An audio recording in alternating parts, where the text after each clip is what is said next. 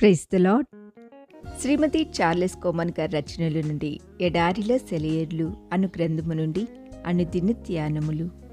నీ వలన బలమునందు మనుషులు ధన్యులు, వారు బాకాలోయలో పడి వెళ్ళుచు దానిని జలమయముగా చేయుదురు. కీర్తన గ్రంథము 84 అధ్యాయము 5-6 వచనములు. తేలిక హృదయాలతో ఉల్లాసంగా ఉన్న వాళ్లకు ఓదార్పు కలగదు. మనం అట్టడుకు వెళ్ళిపోవాలి.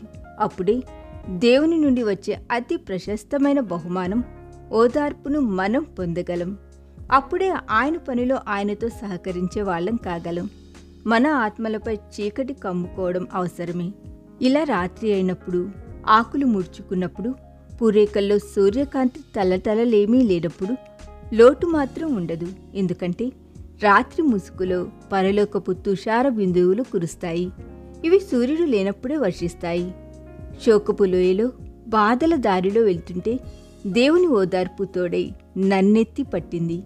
భూమికి కావాలి సూర్యకాంతి, మేఘాల జాడలు మనకి కావాలి, వెలుగు నీడలు. అందుకే కొలిమిలో తప్పనిసరిగా కాలాలి. కష్టాల గుండా నడుస్తుంటే నడిపించే చెయ్యి మనకి ఆదరణ. ఆయన పంపే శోకాలు, వేదనలు కృపలో ఆయన నేర్పే పాఠాలు. ఈ కలుపు తీతకు బెదిరిపోకు. ఇది మనం మేలికేనని రైతుకు తెలుసని మరచిపోకు. నీ ఫలితమప్పుడు నూరంతలు. శ్రమలవసరం, వాటికో ప్రయోజనముంది. చీకటిలో శబ్దం విను, ముందు ముందు నీకంతా అర్థమవుతుంది.